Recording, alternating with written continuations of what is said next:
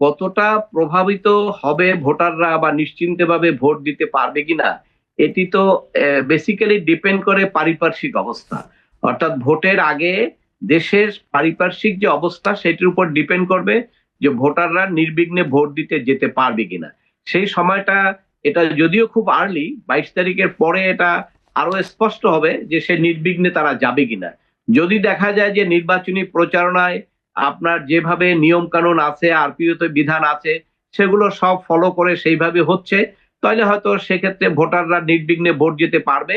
কিন্তু সব ভোটাররা তো আর সেখানে যাওয়ার সুযোগ নাই, কারণ আপনি ভোট দেওয়ার সময় কিন্তু ভোট কারা দিবে এটা একটা অংশ নির্ধারণ করে দিয়েছেন। অর্থাৎ সকল দল কিন্তু এই নির্বাচনে আসতে পারছে না। অর্থাৎ সেক্ষেত্রে যারা আসবেন তাদের জন্য ওই নিশ্চয়তাটুকু তো ডিপেন্ড করে 22 তারিখের পরে আরপিও ফলো করে আপনার চুপচাপ ভাবে তাদের নির্বাচনী প্রক্রিয়া চলে। তখন ভোটাররা যদি, যারা ভোট দিতে যাবে তারা যদি মনে করে যে আমি নিরাপদ ভোট দিতে পারবো, একজন ভোট দিলেও আমার উপরে কোনো বিপদ আসবে না, তখন সেটা নির্ভর করে। একমাত্র স্মার্ট সিটি বসুন্ধরা, আধুনিকতায় এক ধাপ এগিয়ে। তবে আমরা বাংলাদেশের প্রেক্ষাপটে এখন পর্যন্ত যে উষ্ণ ভাবটা দেখছি, অর্থাৎ নির্বাচনের আগেই আপনি দেখেছেন যে অনেক জায়গায় কিন্তু অনেকে মৃত্যুবরণ করেছে, প্রার্থী থেকে শুরু করে অনেকেই। এবং এই বাকযুদ্ধ যেগুলো আমরা দেখছি, এই যে নমিনেশন পেপার গ্রহণ এবং বাতিল, এগুলো নিয়ে যে উত্তেজনা দেখছি, এবং এই সমস্ত মিলিয়ে সবকিছু মিলিয়ে মনে হয় যে নিশ্চয়ই খুব একটা শান্ত পরিবেশ থাকার সম্ভাবনা কম।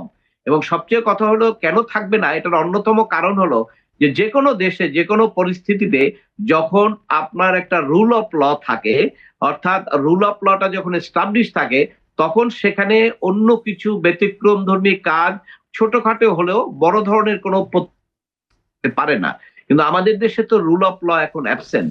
অর্থাৎ আপনি যদি মনে করেন এই মুহূর্তে 100 জন নিয়ে আপনি একজন জেলা রিটার্নিং অফিসার, যেটা ইতিমধ্যে এক বক্তা বললেন যে ডিসির ওখানে ঢুকে যাবেন, ডিসির তো ক্ষমতা নাই ওনাকে নিষেধ করার।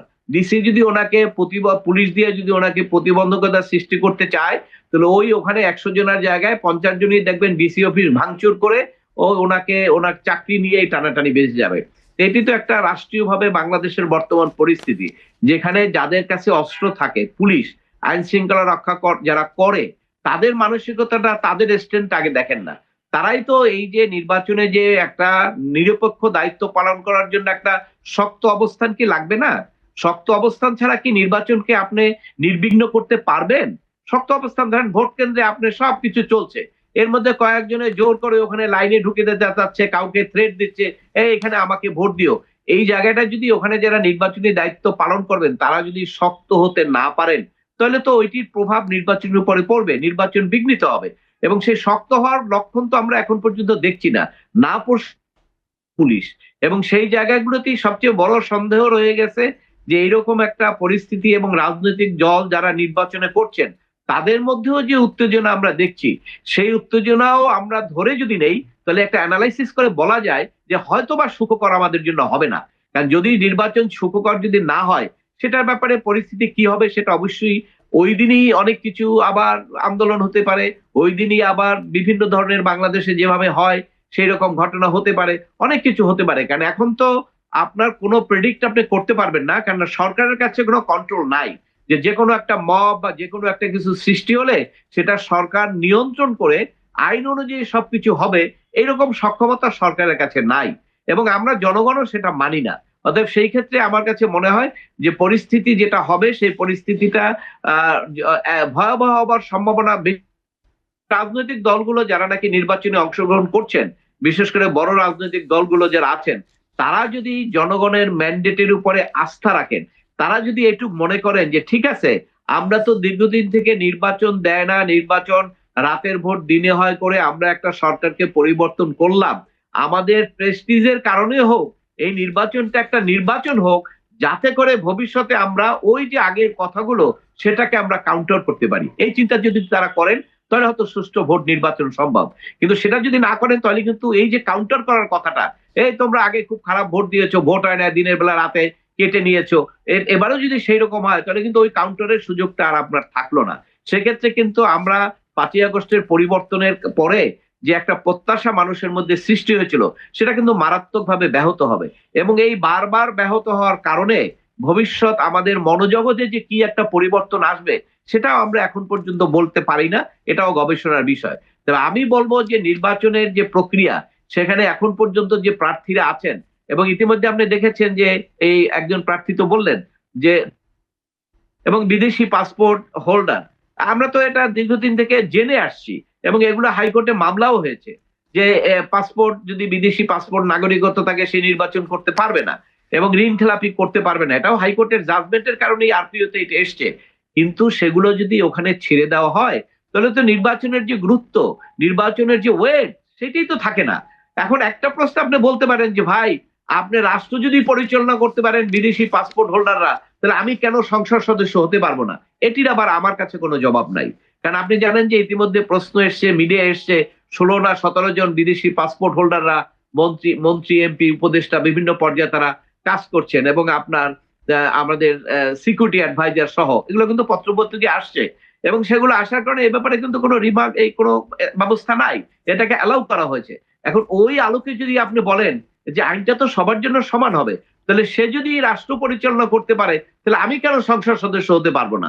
এইটার তো আর আপনি জবাব দিতে পারবেন না যতক্ষণ পর্যন্ত আপনি ওই লাগামটা না টেনে ধরবেন, যতক্ষণ পর্যন্ত আপনি নিজে ক্লিয়ার না করবেন যে না, বিদেশি পাসপোর্ট হোল্ডার হলে সে মন্ত্রী হতে পারবে না, সংসদ সদস্য হতে পারবে না। কিন্তু আপনি যদি সব জায়গায় সেটা কাউকে সুযোগ দেন, কাউকে দিবেন না, এটা তো আবার বৈষম্য হয়ে গেল। কিন্তু বৈষম্য তো মানুষ মানে না, এটা তো আপনারা জানেন। বৈষম্যবিহীন সমাজ গড়ার জন্যই কিন্তু আন্দোলনটা শুরু হয়েছিল। বৈষম্যবিহীন সমাজ না, কিন্তু এই চাকরিতে বৈষম্য দূর করা থেকে শুরু হয়েছিল। কিন্তু মানুষের প্রত্যাশাটা পরবর্তীকালে এমন পর্যায়ে এসেছিল যে আমরা একটা বৈষম্যবিহীন সমাজ চাই, কিন্তু আলটিমেটলি সেটা আমরা করতে পারি না। এখন বৈষম্য সব, আপনি যদি বলেন কোন জায়গায়, আপনি যদি আমাকে একটা জায়গা বলেন যে অমুক জায়গায় বৈষম্য নাই, সেইটা আপনি বলেন। আমি বলবো যে কোন জায়গায় বৈষম্য নাই বলেন। প্রত্যেকটা জায়গায় আছে। এই যে আপনি বলেন যে আপনার এই যে কোটা অনুসারে, কোটার কথা আগে বলা হয়েছিল, এখন কি কোটা ভিত্তিক আপনি দিচ্ছেন না? যারা জুলাই আন্দোলন করেছেন তাদের তো আপনি কোটা দিচ্ছেন, তাদেরকে বাড়ি দিচ্ছেন, সুযোগ সুবিধা দিচ্ছেন, এটা তো একটা বৈষম্য। এবং এই সংসদ সদস্যের ক্ষেত্রে বলেছেন যে আপনার আইনে আছে যে পাসপোর্ট হোল্ডার বিদেশি হলে করতে পারবেন না, কিন্তু আপনি তো দিচ্ছেন, এটা বৈষম্য না? তো সব ক্ষেত্রেই এখন আইনের ক্ষেত্রে ধরেন, আপনি যদি অপরাধ করেন, থানায় আপনার আসামি ধরে নিয়ে গেল, আপনি জোর করে গিয়ে ওসির কাছ দিয়ে থানার আসামি ছিনাই নিয়ে আসলেন, আপনাকে তো গ্রেপ্তার করতে পারছে না। কিন্তু আমি যদি থানায় যাই, আমি যদি এটা করতে যাই, আমাকে কিন্তু গ্রেপ্তার করবে। এটাও তো বৈষম্য। আপনি সব জায়গায় বৈষম্য বিদ্যমান, কিন্তু বৈষম্যর কথা বলে আমরা পরিবর্তনটা এনেছিলাম, মানুষের মনে আশার সঞ্চার হয়েছিল, কিন্তু এটা একটা ভালো স্লোগান, মানুষের বৈষম্য কেন থাকবে? কিন্তু আসলে আমরা কিছুই করতে পারি নাই, বৈষম্য সব জায়গায় বিদ্যমান আছে। এখন আগামী নির্বাচনের মাধ্যমে এটা কতটুকু দূর হবে, এটাও সুদূর করা হতো। কারণ নির্বাচনটা কিভাবে হবে, এখনই তো একজন বক্তা বললেন যে নির্বাচনের আগে যে ধরনের প্লেইং ফিল্ড থাকা দরকার, লেভেল প্লেইং ফিল্ড, যে ধরনের পরিবেশ থাকা দরকার। আপনি দেখেন তো টেলিভিশনটা খোলেন, টেলিভিশনটা খুললে তাদের যে প্রচারণা, তাদের যে বক্তব্য, তার থেকে অলরেডি সেই বিভিন্ন দলের দিকে তারা অলরেডি কাত হয়ে গেছে, অর্থাৎ তারা একদম ধরেই নিয়েছে যে কেউ কেউ ক্ষমতা আসবে। কিন্তু এটা হলে তো যারা অন্য নির্বাচনে যারা ক্ষমতায় আসবে না বলছেন, তাদের জন্য তো একটা বিপজ্জনক, তারা তো লেভেল প্লেইং ফিল্ড পাচ্ছেন না। এবং এই যে কথাগুলো বললেন যে আপনার যেভাবে পরিবেশ পরিস্থিতি সৃষ্টি করা হচ্ছে যে একটা দলকে হ্যাঁ অবশ্যই আমিও মনে করি যে নির্বাচন হলে বিএনপি ক্ষমতায় আসবে, এটার ব্যাপারে আমার কোনো বিতর্ক বা আমার কোনো সন্দেহ নাই।